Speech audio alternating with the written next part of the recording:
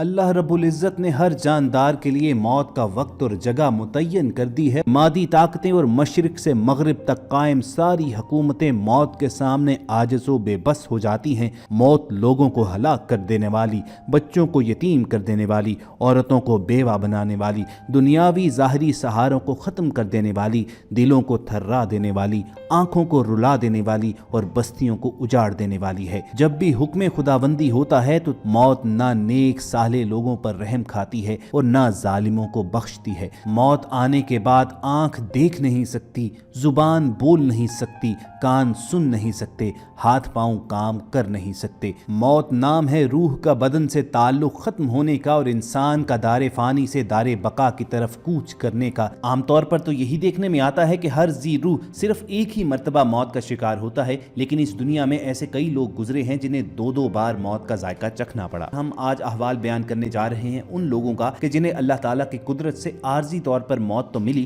لیکن پھر اللہ ہی کے حکم سے انہیں دوبارہ زندگی کی جانب لوٹا دیا گیا۔ انہی محیر العقول واقعات کی فہرست کو ڈسکس کرتے ہوئے سب سے پہلے ذکر کریں گے کراچی میں چند روز قبل ہونے والے اس واقعے کا کہ جس میں ایک عورت کو موت کے بعد گویا دوبارہ زندگی مل گئی۔ کراچی کے علاقے سہراب گوٹ کی مائی منظورہ کو جب اس کے انتقال کے بعد عیدی سینٹر میں غسل دیا جانے لگا تو وہ بھی غسل کے دوران غسل کے پھٹے پر اٹھ کر بیٹھ گئی۔ چند سال قبل پیش ہونے والے اس واقعے کی تفصیلات کے مطابق رات کے وقت مائی منظورہ کی طبیعت اچانک خراب ہونے پر اسے ہسپتال منتقل کیا گیا، لیکن وہ راستے ہی میں دم توڑ گئی جہاں سے اسے عیدی سینٹر لے جایا گیا۔ معمول کے مطابق عیدی سینٹر میں اس فوت ہونے والی خاتون کو غسل دیا جانا شروع کیا گیا اور اس کی بازو کی چوڑیاں ابھی توڑی ہی گئی تھیں اور جو ہی غسل دینے والی خاتون نے مائی منظورہ کے سینے پر ہاتھ رکھا تو اسی دوران مائی منظورہ کلمہ پڑھتے ہوئے اٹھ کر بیٹھ گئی، جس پر وہاں یہ منظر دیکھ کر موجود لوگ حیران و پریشان جبکہ کچھ خوف کے مارے بھاگ نکلے، لیکن مائی منظورہ کے لواحقین کی خوشی کا عالم دید نہیں تھا۔ اس موقع پر جب انہوں نے مائی منظورہ سے گفتگو شروع کی اور اس واقعے کے بارے میں اس سے دریافت کیا گیا اور مائی منظورہ نے جب جواب دینا شروع کیا تو سب یہ جان کر حیران رہ گئے کہ اس کی آواز ہی بالکل بدل چکی تھی،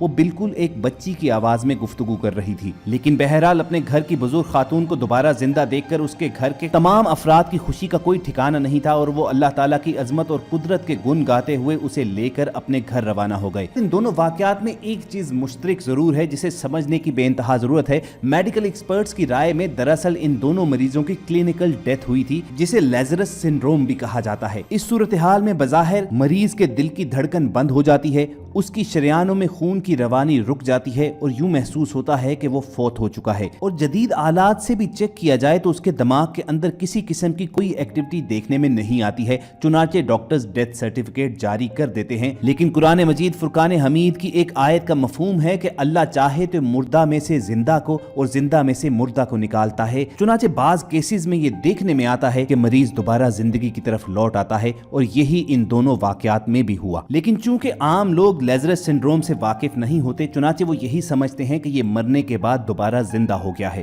جہاں مسلمانوں کا یہ بنیادی عقیدہ ہے کہ مرنے کے بعد ہی ابدی زندگی کا آغاز ہوتا ہے، وہیں وہ لوگ جو اپنی زندگیوں سے خدا کو نکال باہر کر چکے ہیں، سائنس اور جستجو کے میدان کے کھلاڑی ہیں، وہ اس بات کی تقلید کرتے ہیں کہ مرنے کے بعد انسان کی داستان ختم ہو جاتی ہے۔ چنانچہ ان کی بنیادی دلیل ہمیشہ یہی رہی ہے کہ سائنس سے کبھی یہ ثابت نہیں ہو سکا کہ مرنے کے بعد زندگی کا کوئی وجود ہے، لیکن بعض اوقات اللہ تعالیٰ گمراہی اور غفلت میں پڑی ہوئی دنیا کو اپنی قدرت دکھانے کے لیے ان قوانین میں ترمیم بھی کرتا ہے، اور جیسا کہ محاورتاً کہتے ہیں کہ کسی کو دوسری زندگی مل گئی تو اس کو حقیقت کا روپ دے ڈالتا ہے۔ کراچی میں چند روز قبل ہونے والے اس واقعے کو ARY نیوز پر رپورٹ کیا گیا تھا، جس کے مطابق رشیدہ بی بی کی عمر 50 برس ہے، وہ گزشتہ 1.5 برس سے فالج کے مرض میں مبتلا تھیں۔ خاتون کو گزشتہ روز طبیعت خرابی کے باعث عباسی شہید ہسپتال لایا گیا۔ ڈاکٹر نے طبیعت اور ٹیسٹ کی رپورٹس کو دیکھتے ہوئے خاتون کو ہاسپٹل ہی میں ایڈمٹ ہونے کا مشورہ دے دیا، اور پھر ڈاکٹرز نے غفلت کا مظاہرہ کرتے ہوئے خاتون کا معائنہ کیا اور اسے مردہ بھی قرار دے دیا اور اس کا ڈیتھ سرٹیفکیٹ بھی جاری کر دیا گیا۔ اہل خانہ نے رشیدہ بی بی کو غسل دینے کے لیے صدخانے منتقل کر دیا اور انہیں تقریباً 20 منٹ تک صدخانے میں رکھا بھی گیا۔ خاتون کو جب آخری غسل دینے کے لیے لایا گیا اور جیسے ہی ان پر گرم پانی ڈالا گیا تو وہ اٹھ کر کھڑی ہو گئی، جس کے بعد وہاں پر موجود غسال خواتین لواحقین نے خوف کی وجہ سے دوڑ لگا دی۔ اہل خانہ کے مطابق خاتون کو ہوش میں آنے کے بعد دوبارہ عباسی شہید ہاسپٹل منتقل تو کر دیا گیا ہے، جہاں یہ تعین کیا جائے گا کہ آیا واقعتاً ان کی موت واقع ہو چکی تھی اور انہیں اللہ تعالیٰ نے دوبارہ زندگی عطا کی ہے، یا محض یہ ڈاکٹرز کی غفلت کا نتیجہ تھا کہ انہوں نے صحیح طور پر چیک کیے بغیر کسی شخص کو مردہ ڈکلیئر کر دیا۔ دوستو بھلے اس وقت سرد خانے میں خوف و ہراس کی کیفیت پھیل گئی ہوگی کہ جب ایک بظاہر مردہ خاتون غسل دیتے وقت اٹھ کر بیٹھ گئی ہو، لیکن اہل خانہ میں ضرور خوشی کی لہر دوڑ گئی کہ ان کا ایک پیارا، ان کا ایک عزیز موت کے منہ سے واپس آ گیا۔ رشیدہ بی بی کے لواحقین کا کہنا تھا کہ یہ بات ہمارے لیے سوچنا بھی انتہائی خوفناک ہے کہ اگر خدا نہ خواستہ وہ اسی طرح قومے کا شکار رہتی یا اسی طرح وہ دفنا دی جاتی تو ہمیشہ ہمیشہ کے لیے اپنی اس عزیزہ سے محروم ہو جاتے۔ موت پر انسان کے اعمال کا رجسٹر بند کر دیا جاتا ہے اور توبہ کا دروازہ بند، جزا و سزا کا وقت شروع ہو جاتا ہے۔ ہم ہر روز، ہر گھنٹے، بلکہ ہر لمحے اپنی موت کے قریب ہوتے جاتے ہیں۔ اللہ نے اپنے پاک کلام کی متعدد آیات میں موت اور اس کی حقیقت کو بیان کیا ہے۔ ہر جاندار کو موت کا ذائقہ چکھنا ہے اور تم سب کو پورے بدلے قیامت ہی کے دن ملیں گے۔ پھر جس کو دوزخ سے بچا لیا گیا اور جنت میں داخل کر دیا گیا وہ صحیح معنی میں کامیاب ہو گیا، اور یہ دنیاوی زندگی تو دھوکے کے سامان کے سوا کچھ بھی نہیں۔ پھر ایک جگہ پہ ارشاد فرمایا، اس زمین میں جو کوئی ہے فنا ہونے والا ہے، صرف تمہارے پروردگار کی جلال والی اور فضل و کرم والی ذات باقی رہے گی۔ ہر چیز فنا ہونے والی ہے سوائے اللہ کی ذات کے، حکومت اسی کی ہے اور اسی کی طرف تمہیں لوٹ کر جانا ہے۔ ان تمام آیات سے معلوم ہوتا ہے کہ ہر شخص کا مرنا یقینی ہے، لیکن موت کا وقت اور جگہ سوائے اللہ کی ذات کے کسی بشر کو معلوم نہیں۔ چنانچہ بعض بچپن میں،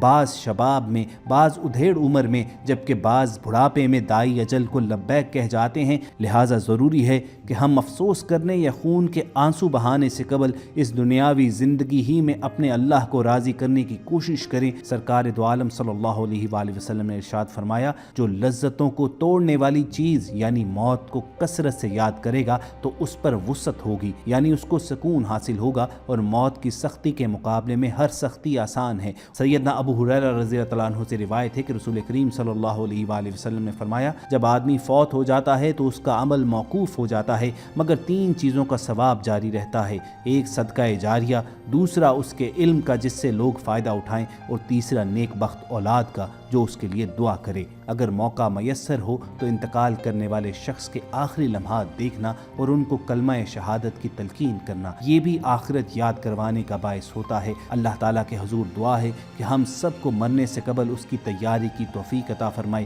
جب تک ہماری سانسیں چل رہی ہیں تو ہماری زندگیاں رسول کریم صلی اللہ علیہ وآلہ وسلم کی حیات مبارکہ کو فالو کرتے ہوئے، اور جب ہمارا اس جہاں سے رخصت ہونے کا وقت آئے تو ہمارا خاتمہ بالایمان ہو۔ اگر آپ کے دل کی بھی یہی صدا ہے تو کمنٹ سیکشن میں آمین ضرور لکھیے گا۔ بہت جلد کسی ایسی ہی اصلاحی ویڈیو کے ساتھ دوبارہ آپ سے ملاقات ہوگی، اور ڈیپ لائف کی ویڈیوز حاصل کرنے کے لیے آپ ریڈ بٹن پر کلک کر کے اور بیل آئیکن کو پریس کر کے سبسکرائبرز بھی بنیے۔ اپنا اور ارد گرد کے لوگوں کا خیال رکھیے۔ اللہ حافظ۔